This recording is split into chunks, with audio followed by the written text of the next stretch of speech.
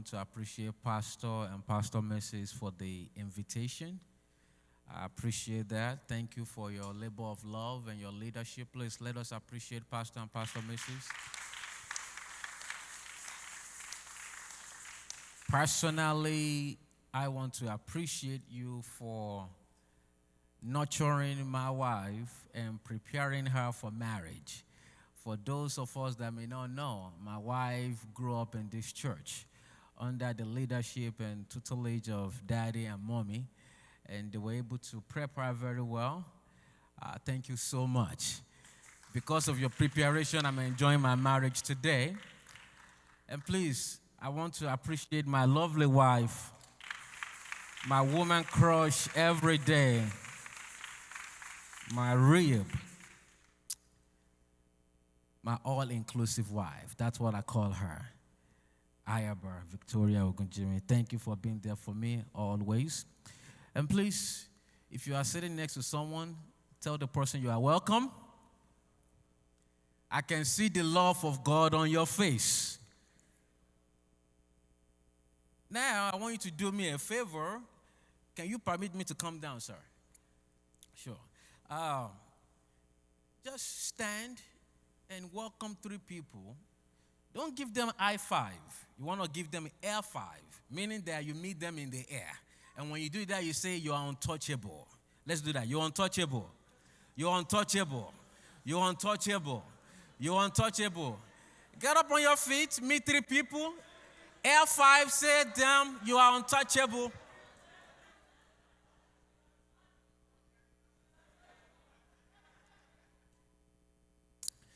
God bless you. Now, I want you to embrace yourself and pat yourself like this. Repeat after me, please. I am fashionably made in the image of love. God is love, so I have love. My relationship is going to be filled with love. I'm open to receive love. I will give love to my partner. I will show love to my partner. I will make love to my partner. And whoever marries me has married love. If you believe that, say, I receive it. God bless you. I've been given a theme to talk on revelations of relationship, but before I go into that, I brought one of my books here called Best Relationship Advices for Singles, Dating, and Divorced. I penned a lot of advices here in this book, over 200 advices. Just to mention one because of time, it says, love is strong medicine. If you took it for the wrong person, you will be sad and broken. But if you took it for the right person, you will be glad and whole. That's just one of the advices in this book. If you are interested in buying a copy, it's just $20, and it's called Best Relationship Advices for Singles, Dating, and Divorced. Now, I have 26 minutes left, and I'm going to spend that wisely by God's grace. I'm going to spend 10, 15 minutes addressing the single folks, and then those that are dating, those that are yet to be married, or even though you may be engaged. And then the last 15 minutes or 10 or so, I will address the couples. Is that okay? Everyone has covered everything that I need to say. So I'm just going to sprinkle a little bit into it. Mommy talked about love. One of the greatest nuggets that I got from what Mommy said is, you can't define love. I was at a seminar, actually my own seminar 2 years ago that I hosted called Revelations of Relationship. And I shared that same nugget that Mommy shared. That you cannot define love. If you were to get married to somebody and say, do you love me? You know, ladies always want to ask that, do you love me? And then the guy says, of course I love you. And then the next question is, why do you love me? And then the guy begins to tell you, I love you because of X, Y, and Z. Please, be careful about that. There is no definition of love. God says, for God so loved the world and he gave his only begotten son, right? For God so loved the world and he gave his only begotten son. There is nothing in that verse that tells you why God gave his only begotten son, right? He loves you, but he does not tell you the reason why. You know why that is a strong one and that is a dangerous thing to know the reason why you love someone?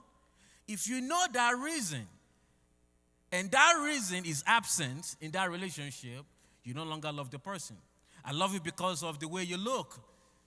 You look like, shaped like a Coca-Cola bottle. And then you get married, you start popping kids. You no longer look like a Coca-Cola bottle anymore. So that means the love that I had for you is no longer there. I love you because of the money. But now you can't pay the bills anymore. I no longer love you. I used to own a Mercedes-Benz CLK 320. I love that car so much. I used that car for 12 years. And while I was using that car, I bought a Range Rover. Supercharged. I love the Range Rover as well. But I could not get rid of this Mercedes-Benz. And people would tell me, you've been using this car for so long. It doesn't look good anymore. It doesn't befit you anymore. I said, but I love this car. Why do you love the car? I have no reason. I just don't know. I just love it. I prefer that car over the Range Rover. And my wife didn't like that car. Oh, we had a fight over that Mercedes-Benz. Eventually, that car broke down, and my wife was happy that the car broke down. It's like, now you got to get rid of it. So love, you cannot define it. You just feel it. And Pastor spoke about being transparent. And I'm going to share a little bit about transparency. So everything that I want to cover, it's already been said. But just let me add 1 or 2 cents to it. 5 minutes or 10 minutes, I'm going to address the singles real quick. Now, one of the greatest things that you need to do while being single is preparation. Say after me, preparation. You see, if you are close to people that are in their 30s, that are married, those in their 40s that are married, those in their 50s that are married, if they can open the curtain and tell you what's going on in their lives, you will realize that significant amount of them, they are using their current decade to solve the problems they created a decade ago. Those in their 30s, they are cleaning up the mess that they made while in their 20s. Those in their 40s, they are doing the same thing. Those in their 50s, they are using that current decade to resolve the issues they created in their 40s. Some of you are probably taking inventory of your life right now. You say, yes, you are right. Some bad decisions that you made when you were in your 20s, in your 30s, before you got married, the wrong relationships that you entered, maybe it led to having a baby, and now you got to pay child support. And now you got to deal with baby mama drama, baby daddy drama. Or the bad financial decision that you made. You had all kind of loans, all kind of credit cards, now spilled into your marriage.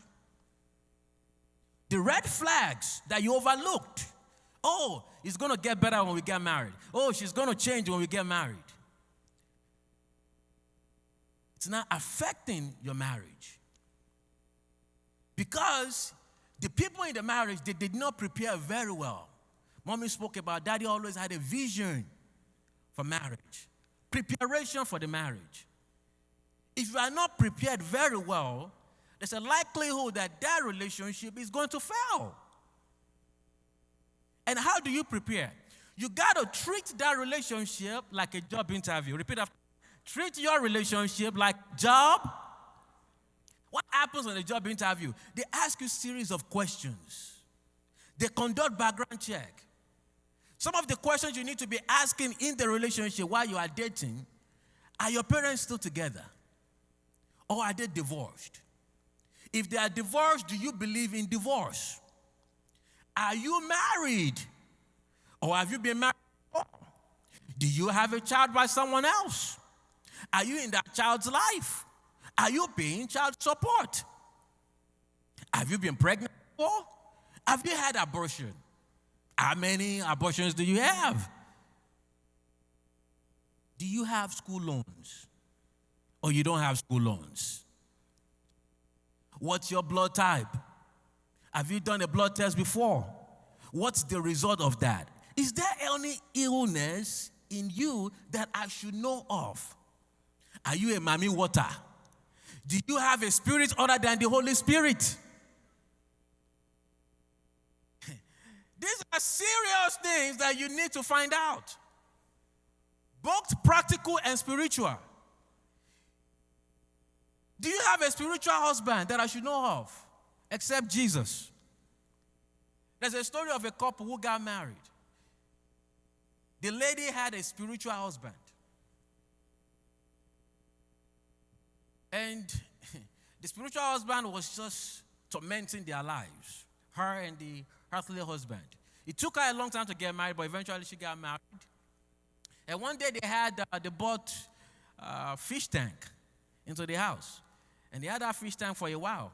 And one day they both went out. By the time they came back, the fish were gone. All the fish were gone. They didn't die. They just disappeared. The spirit was tormenting them. Showing them when.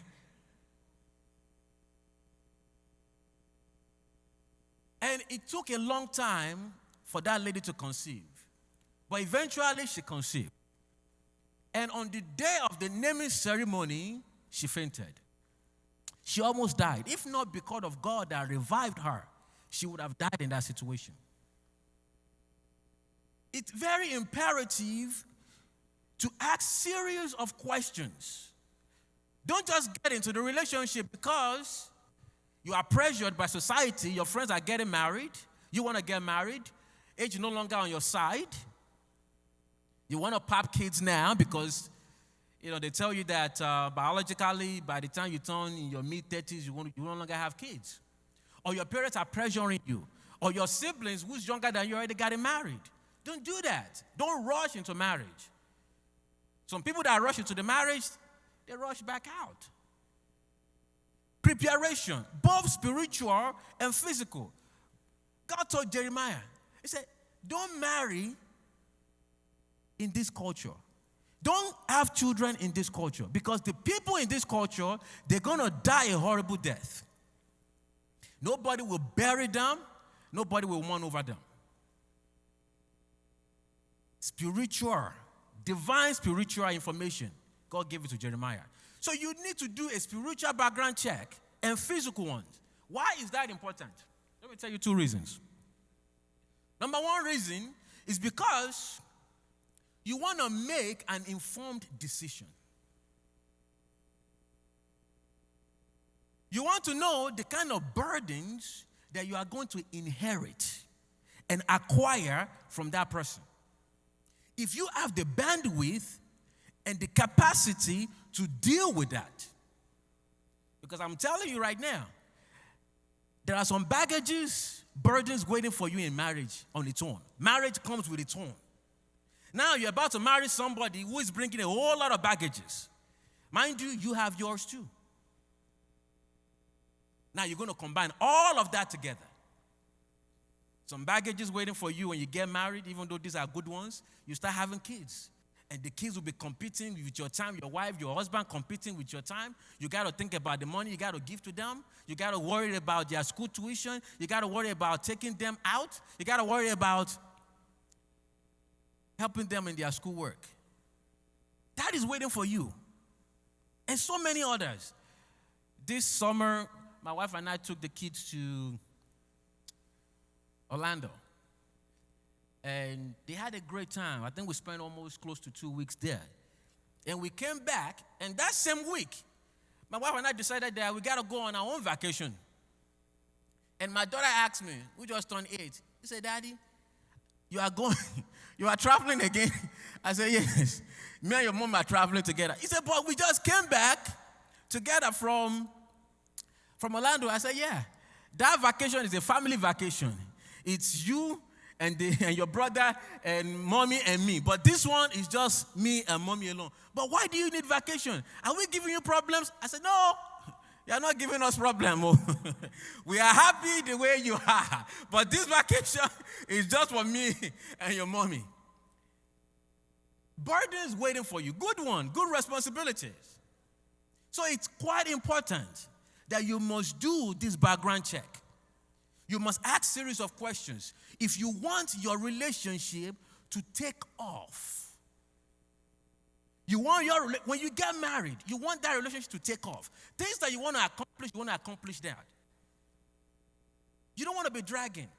How many of you have traveled to a long distance before via plane? Let me see your hand up. Okay? and you pack all your baggage and your luggages, and you are happy to go on this journey. You are excited. And some clothes that you don't even need, is like, let me just add them to it. I don't need to wear them, but maybe I may wear them. You just add them to the luggage. And then you get to the airport, and then they weigh your luggage, and they say, sorry, sir, sorry, ma'am, it's overweight. How many of you have ever gotten that before? Okay, some of you are guilty now. So you overpacked, and you got to the airport and said, look, this is overweight. Sorry, you got to take some things off. Do you know why they told you got to take those things off? Why they cannot take those luggages with the weight that you have? It's already exceeding the weight. Do you know why? Anyone want to give it a shot? Say that. Balance? Balance of what?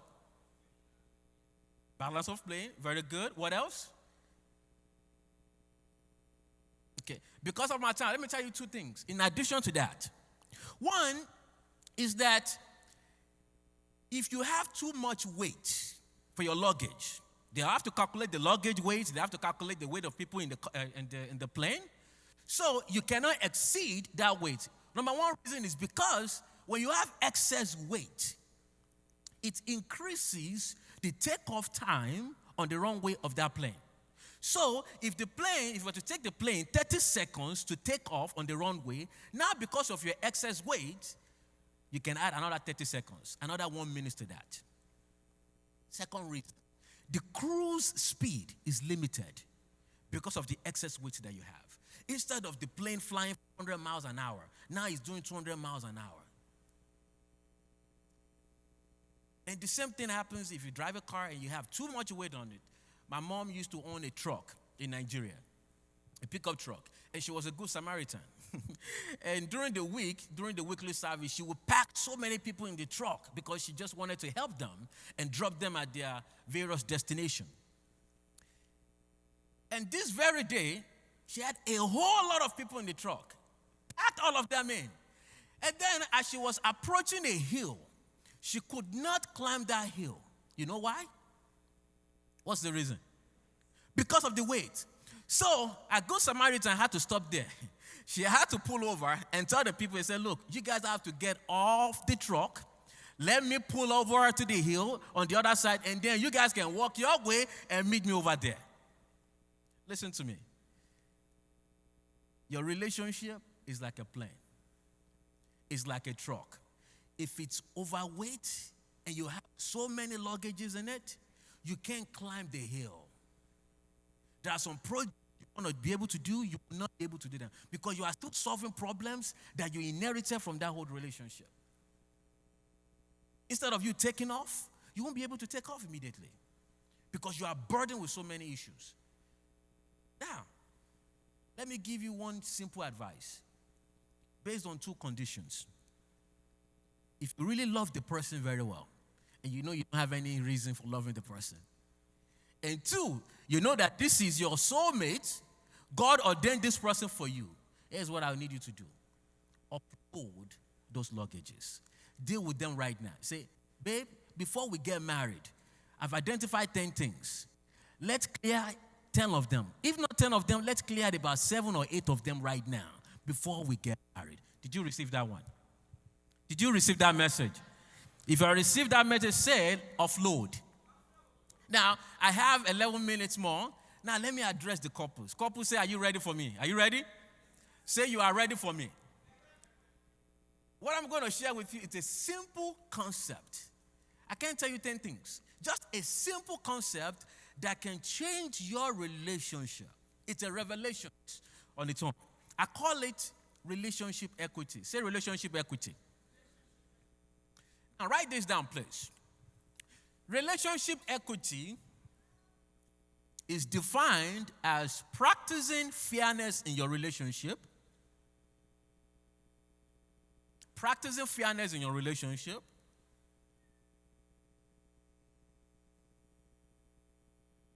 Treating your partner the way you would like to be treated.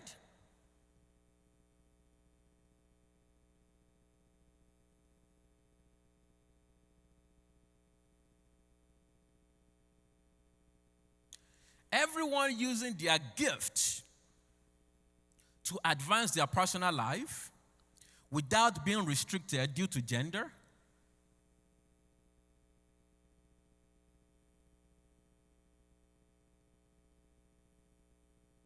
Defining roles in the relationship based on interest,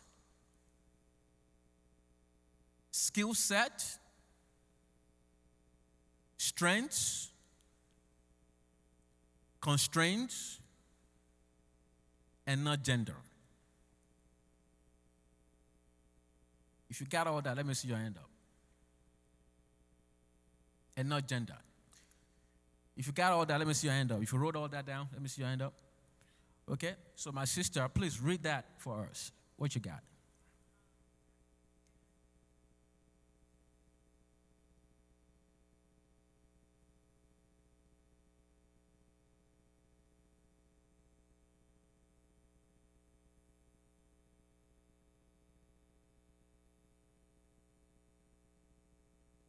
Thank you very much.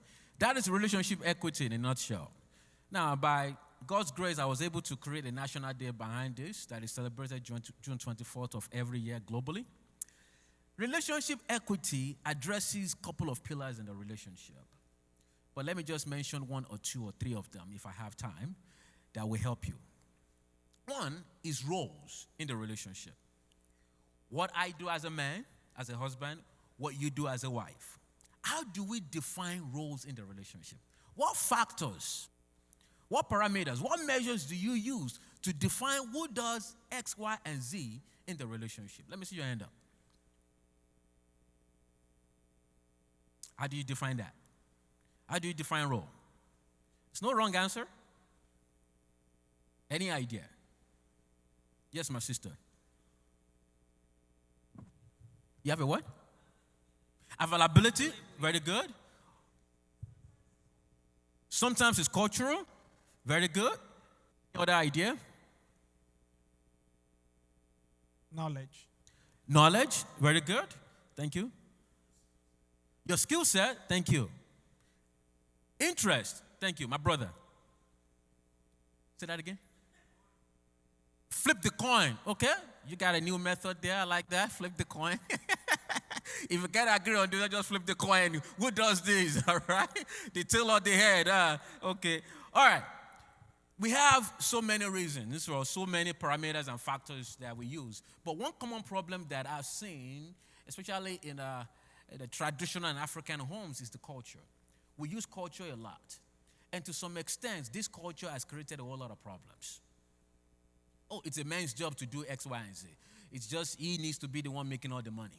Or he needs to be the one making all the decisions.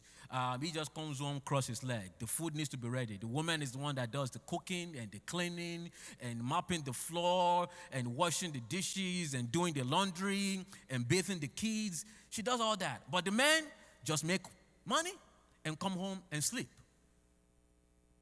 Culture, if we are not careful, it will destroy your marriage. God told the people, he says, you've abandoned the word of God due to your traditions.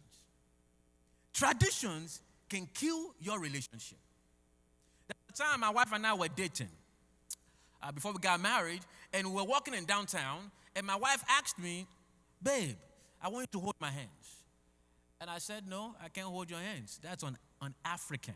African people don't hold hands. I never saw my parents holding hands growing up in Nigeria. I didn't see couples around me holding hands in Nigeria. So I told her straight. I said, no, I can't hold hands. That is not African. That's not by the culture. And thank God for God who spoke to me. And God says, you want to deprive your partner? What makes her feel connected to you? What makes her feel loved? Just because of your culture? Immediately, I held her hands. And as I did that, God spoke to me and said, it's not about the culture outside. It is the culture you create in your own marriage. These external cultures have created so much problems that some people are eating bad food in their home. The husband knows how to cook. He can cook better than the wife. But the wife is like, no, if your parents come now and they see you cooking, what would they say to me? Your brother, your sister come. What would they be saying to me? And your children are eating bad food because of culture. Do you know men that are making money cooking? Do you watch all those TV shows? Making millions of money. Millions of dollars. In a culture in Hawaii called Samoan culture, it is the men that cook. The men. So why will you let culture come into your relationship and allow you to be eating bad food and you are gaining weight?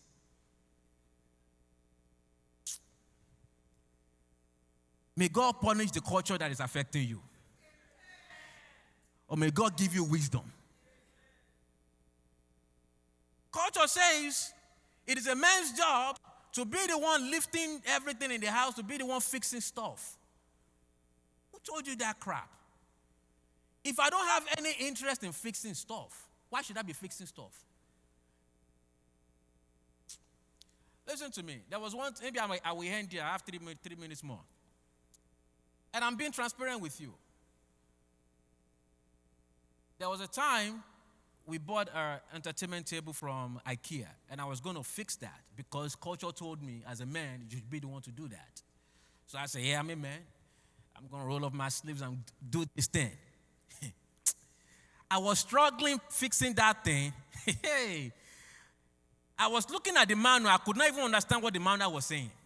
What tool I was going to be using, I did not know. It took me about 6 hours to put that thing together. And by the time I was done, I thought I did a good job. My wife saw the flaw. She didn't identify it. It was 3 months later, a friend of mine came to our house. And he looked at that entertainment table and said, this one that is looking to the front is supposed to be at the back. I said, wow, look at my life. I'm trying to identify and cover up my own weakness. And somebody else actually pointed it out to me. You are weak in this area. You are not good.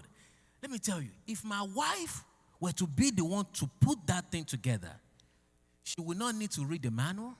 She would knock it out in 30 minutes. She's skilled in that area. She's gifted in that area. I'm not gifted in that area. I said, this culture thing, no, I must abide by it. So I said, that one first time, that is nothing. Let me try it again. She bought a bicycle to put together for the kids. I said, here we go again. Why all these things, they don't come assembled? Why do they have to, you have to be the one to assemble all these things? What is this problem now?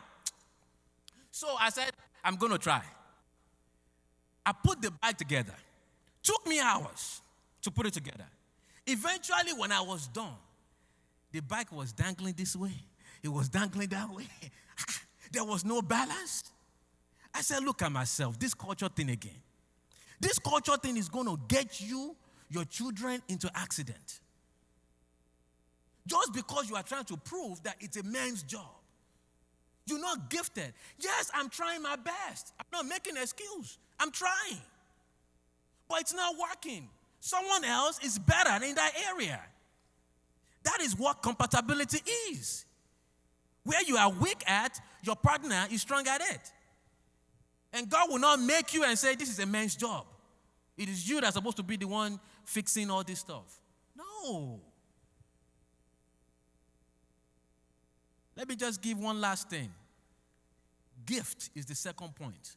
Some people have restricted their partner from what they are gifted at, what God has given to them to become in life. Let me tell you this. Marriage is not the end goal. Your purpose is the end goal. Repeat after me. Marriage is not the end goal. Your purpose is the end goal. Jesus fulfilled his purpose without marriage. Paul did as well. Jeremiah, I appointed you as a prophet. I didn't ordain you as a married person. Purpose is the end goal. But what marriage does is at least two things. Marriage is the only earthly relationship that comes with the promise of God doing something for your life. He who marries a wife, or who finds a wife, finds a good thing and obtains what? Favor from the Lord. So that is one of the good things you receive from marrying somebody. There is no earthly relationship that gives you that. With your friend, with anybody. This one, if you find a wife, you obtain favor from the Lord. Because that wife carries that favor factor.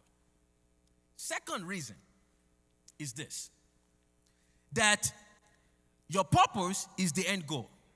Marriage prepares you and equips you with the skill set to be able to fulfill your purpose. If you were given a gift to run a company, to be a CEO, your marriage prepares you for that. It gives you the skill set, the communication skills that you need to deal with another person, to another human being, to be able to make an informed decision so that you listen to everyone's ideas, to be able to have emotional intelligence and not just making decisions out of anger, out of emotions. Empathetic listening. Your marriage teaches you all of that because you can listen to somebody else. That is what marriage prepares you to, for the purpose of what you are created to be. Did you receive that? Let me end there. Please stand on your feet. Embrace yourself once again. Pat yourself. Repeat after me. I'm fashionably made in the image of love. God is love, so I have love. I will receive love. I will give love. I will show love. I will make love to my partner. And whoever marries me has married love. Have you been blessed today? Thank you for having me.